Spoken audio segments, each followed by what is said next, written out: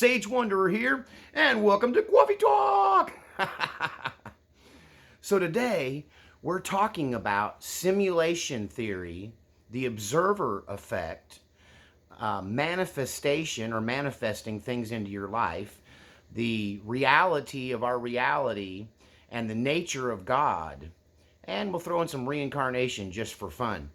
So if any of that sounds interesting, if you're ready for some high speculation, once again, Quaffy Talk is for things I find interesting but don't necessarily believe. And it's a big giant game of what if. So today we're going to look at these topics and just ask ourselves, what if? You know, it's kind of like things that make you go, But before we get started, I want to remind you that this channel is funded exclusively by viewers like you. Through your kind donations, through the links in the description below, you keep this channel afloat. You buy me the time it takes to sit and go, what if, and come up with some of this stuff. And so if you're a longtime viewer of the channel and you've never been a contributor, rather, I hope you're a subscriber, but if you've never been a contributor, please consider becoming a contributor to this cause and keeping this channel afloat. And for all of those of you who do, I love you so much, appreciate you so much, and thank you for your generosity. All right, so what is simulation theory and what is the observer effect? Well, first of all, I want to preface all of this by saying that I am a Christian. I'm a firm believer in God, and I am a spiritual advisor to many of you and to many others, and I have been most of my life. And so nothing I speculate about here is designed in any way to lessen your faith. In fact, I think that the mysteries of the world and the universe and the mysteries that we're going to talk about in this episode should actually confirm that God is greater than you ever imagined. And one problem I have with religion in general, Orthodox religion, is it puts God in a box and it makes him smaller than he is. So this will reveal to you that if any of this is true, God is amazing and the universe is immense and almost impossible for the human mind to comprehend. So what is the observer effect? This is an old scientific experiment. It's been reproduced over and over again, and it represents one of the greatest mysteries in science, especially in physics, especially in quantum physics. So what is the observer effect? Well, originally light was shined through two slits. Imagine a piece of cardboard with two vertical slits in it, and light from a single light source was shined through it to a screen behind it.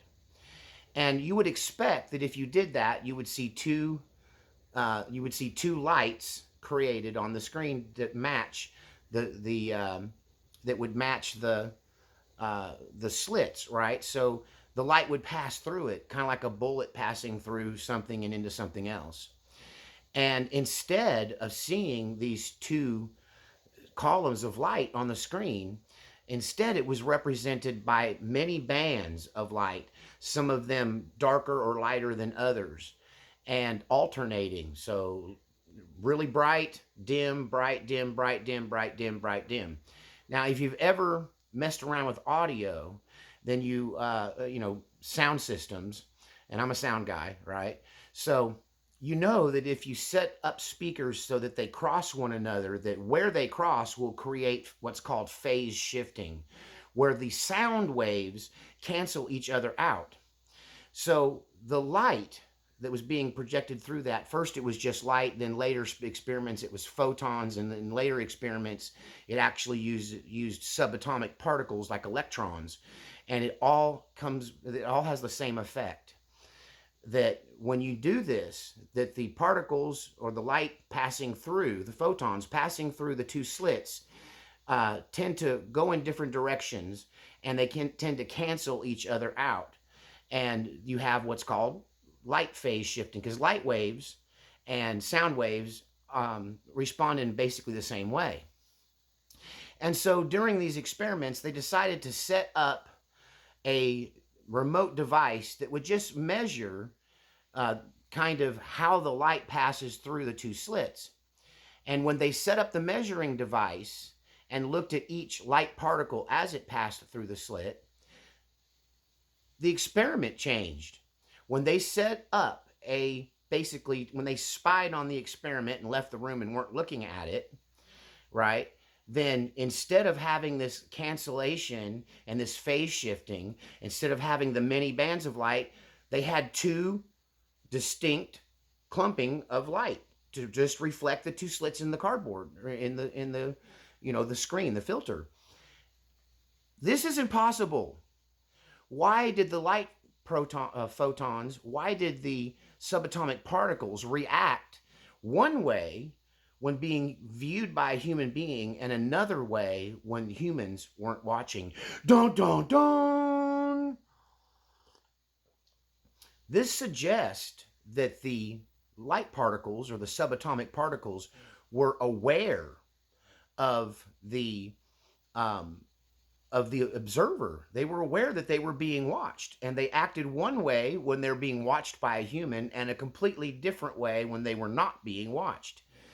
And that defies the laws of physics. It defies common sense, and it suggests that there's something more to our reality than meets the eye. Don't. So what does this have to do with the simulation effect, and what does this have to do with manifesting what you want in the world? What does this have to do with the power of positive thinking, and how is it all linked? Well, the observer effect suggests that this world is what you perceive it to be, that this reality that we live in is one thing when we're watching and another thing when we're not paying attention. And this ties into the concept of the simulation theory. Because if you don't know what the simulation theory is this idea that our reality is not real. That the things that we see, experience, perceive are programmed. And there's a lot of videos online called When the Simulation Drops, or When the Simulation is Exposed. And this is situations where something will be visible 1 minute in a video and then disappear right in front of your eyes. Or something will appear and then disappear, or not be there and suddenly appear. Or that something that looks solid will suddenly will fade away before your very eyes, or pixelate and go away.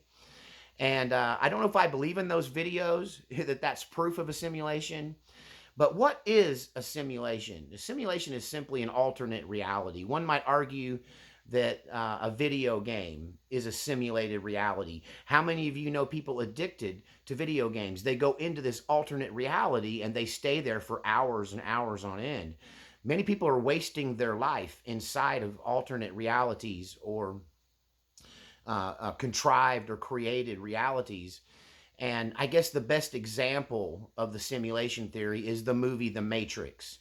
In the movie The Matrix, human beings were mostly destroyed. The planet Earth was destroyed in the 1990s by a catastrophe, and the survivors were rescued by aliens. And the aliens, instead of helping them, put them into slavery, using the energy that the human body produces to power their ship and their lifestyle. And that to keep these people in this enslavement, they gave them this canned version of planet Earth, this canned version of the reality of the world before it was destroyed. And it's really the story of one person who or a group of people who perceive this and understand it and learned how to manipulate reality. This is where you get somebody who gets shot at by 100 bullets and he just slows time down and dodges every bullet, the Matrix. And so this concept is examined not just from the sci-fi perspective, but from quantum physicists who relate this to the observer effect.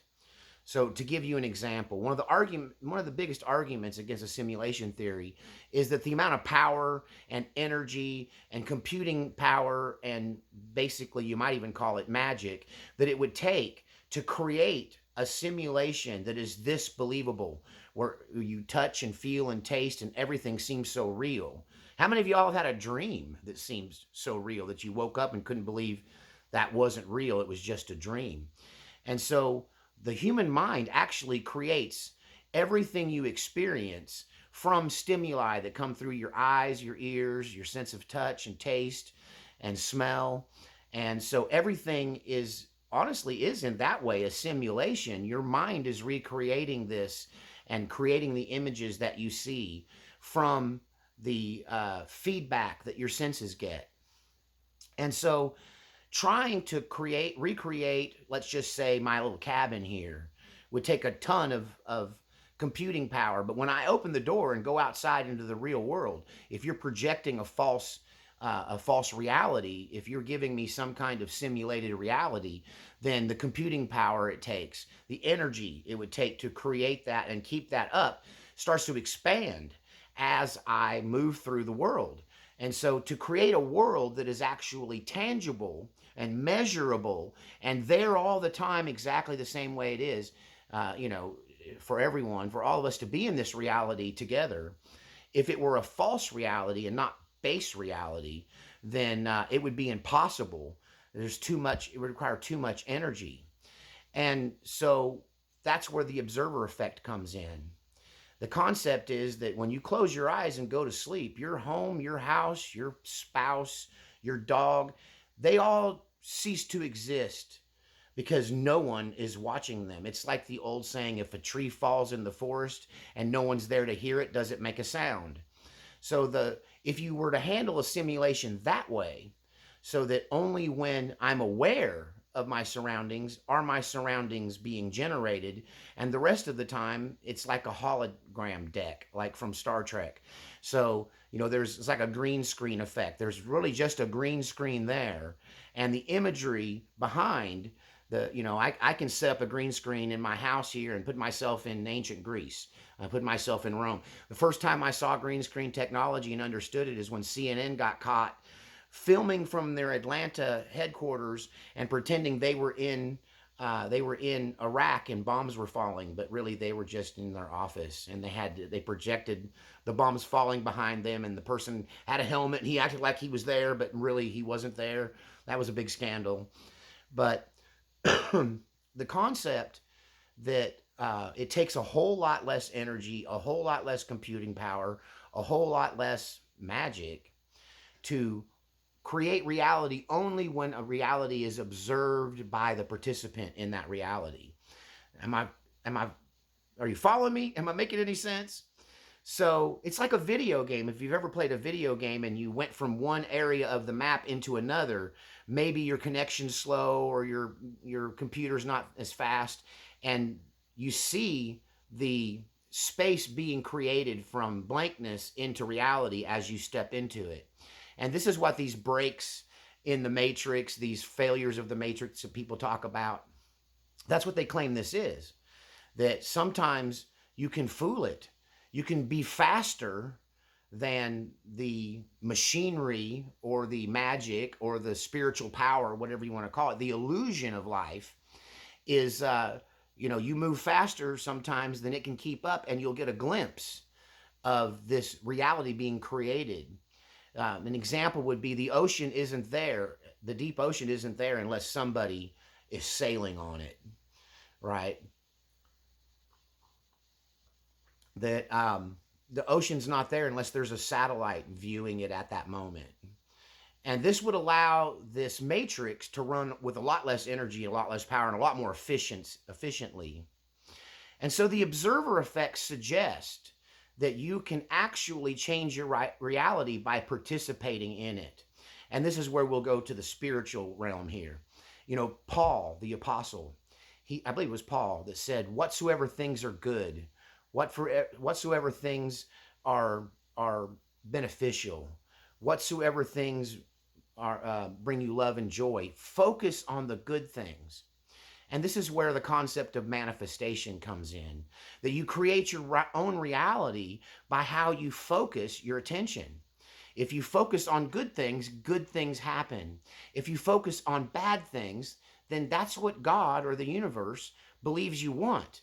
They believe you're drawn to that. God's going to give you what you want. Be careful what you ask for, you might get it. We're shaping our own reality by our own thought processes. The things that you focus on are the things that the universe gives you, that God gives you. The reality that you focus on are the things that you will receive. This also ties into Norman Vincent Peale um, and his power of positive thinking concept.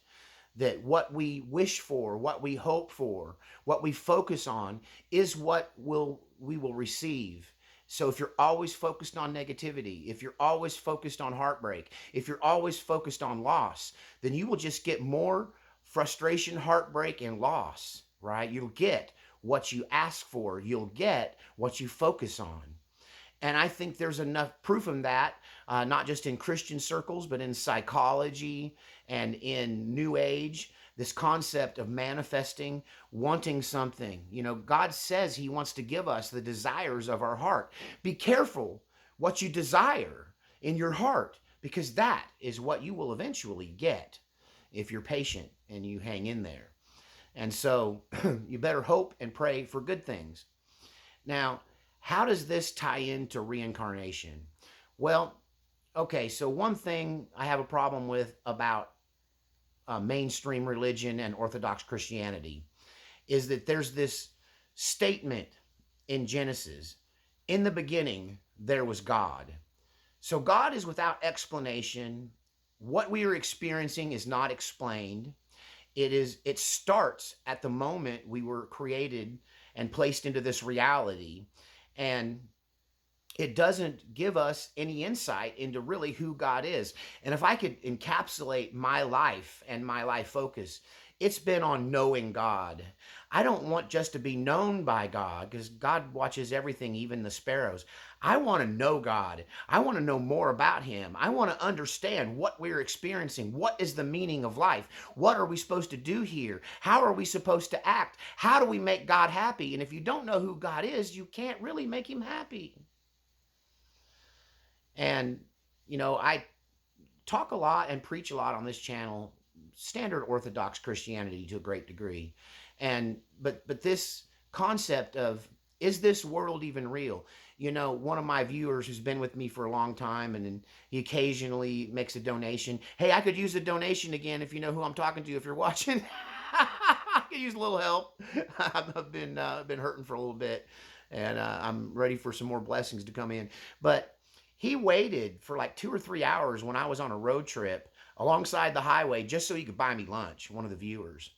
And one of the first things he said to me was, you know, one of the things I don't understand about you is that you can talk about the end of the world, the World War III, Civil War in America. You can point out in graphic, unadulterated detail how bad the world really is, but you seem happy. It doesn't seem to bother you. It doesn't seem to have an effect on you. How is that? And I guess I was just not in the mood to give him an answer that would be orthodox, right? I just wanted to give him the unadulterated truth, because I came to a decision a long time ago that none of this is real, that we are in fact in a simulation. This is a giant test. Whoever we really are, apart from this persona that we currently live in, this version of ourselves, there's another version of ourselves, and this is just a moment in time. This is just a video game. That nothing is real. Death has no power over me. There's no reason to get my heart broke. There's no reason to get upset about things. There's no reason to worry and fuss, because none of this matters. All that matters is how I respond to it. All that matters is how I interact with this reality. And the only part of this reality that isn't a simulation is you, me and you. And I think this is borne out in the Gospels, that what matters most to God, what Jesus talked about almost exclusively, is how we treat one another. Love one another. Love your neighbor. Do unto others as they would have you would have them do unto you. Live this life of fairness and giving, and a life of sacrifice and love, because that is what we're ultimately being judged on. In Matthew 25, at the separation of the sheep and the goats, this future event, Christ is sitting on the throne, and he's saying to you, because you didn't love your neighbor, because you saw people in need and didn't help them, because you had the chance to be kind and instead chose cruelty, because you didn't do those things for other people, then you didn't do them for me, and you are no friend of mankind, therefore you are no friend of mine. Straight to the fiery pit, right? Then he said to the other group of people, because you loved, because you helped, because you did good things for other people, because you put people ahead of yourself, because you weren't selfish. When you did these things for your fellow man, you did them for me. Come forward, my good and faithful servants, to your reward. So this suggests that this life is a test, and it's not what we think it is. It is, in fact, a simulation. And I think the observer effect proves it. I think that manifestation proves it. I think the words of Paul prove it. That we can affect our base reality. We can have a good experience or a terrible experience. And it isn't about really how other people treat us. It's about how we treat other people, how we treat ourselves, and the decisions that we make. Are we focused on heartbreak? Are we focused on pain? Are we focused on loss? Are we focused on destruction? Or are we focused on love and on receiving and giving and interacting in this world in a positive way? The simulation theory combined with the observer effect can prove to you that this reality is something that you don't have to accept at face value. That we are co-creators in this world. That God, yes, created the world. We now live in it, and both in the base reality we think we're in and in the simulation, we have the ability to change reality through our decisions, through our actions, but more importantly, through what we dwell on, through what we focus on. And that there's no reason to worry. There's no reason to suffer. There's no reason to fret. Because ultimately, if you kick the bucket tomorrow, the test is over and none of this really mattered. What mattered is how you lived while you were here. It's not how things affect you, it's how you let things affect you that matter. And that you can focus on what you want from this life. You can focus on the good things and bring them into reality. Because part of that observer effect is the light particles were waiting to be told by the observer how they should be presented. Reality, your reality is waiting on your choice. It's waiting on you choosing what will you manifest. What will you focus on? What will you make? It's an answer to the old statement. Life is what you make it, right? The love you give is the love you get. The forgiveness you give is the forgiveness you get. The only thing that matters in this life is how we treat one another, because the rest of it is just an illusion. Tell me what you think in the comments section. Oh, you know what? I didn't get to reincarnation, but if this is a simulation, then it makes sense that there are people waiting in line. There are souls waiting in line to have this test, to have this experience. One suggests, like, if it is a test, that if you flunk, you might get to take the test again. And there's a lot about reincarnation that is hard to explain. There's a lot more proof of reincarnation than there is proof of a lot of standard Christian thinking. And once again, you know, it's stuff I think is interesting, but don't necessarily believe. I don't know if we get another chance, but it makes sense. If we're in a simulation and the only thing that matters is how we treat one another, that if we fail, if we fall short, and God is merciful, then we will get another chance. But live this life like it's the only one you got, because I'm probably wrong, could be wrong. Don't bank on reincarnation. Live every moment of life like it's your last moment, because it might be. But also, don't give in to loss and grief and pain. Don't give in to hatred and malice and revenge, because those things are creating your reality. Whatever you focus on, just like Paul said, whatever's good, whatever's uplifting, whatever gives you joy, whatever makes you happy, focus on those. Make that the center of your thinking, because the universe is waiting. This reality is waiting to be told how to manifest for you, to become what you want it to become. And if you're focused on the negativity all the time, that's what you'll get. If you're fearing losing instead of struggling and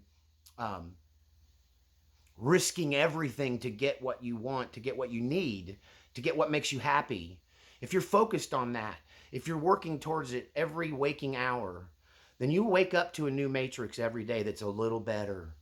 But if you're focused on negativity, then that is what God will give you back. What you sow, so shall you also reap. If you sow the wind, you shall sow the whirlwind, or you shall reap the whirlwind. So be careful what seeds you sow. Be careful where you put your mind, because this all might be a simulation. Tell me what you think in the comment section. We'll see you next time. Thanks for tuning in. I hope that this change in my matrix and reality that happened here lately, this massive shift, has shown up in this video. I hope you can see the deeper level of concentration I now have, and please reward me with dropping some kindness into my reality through the links in the description below. And we'll see you next time on Quaffy Talk.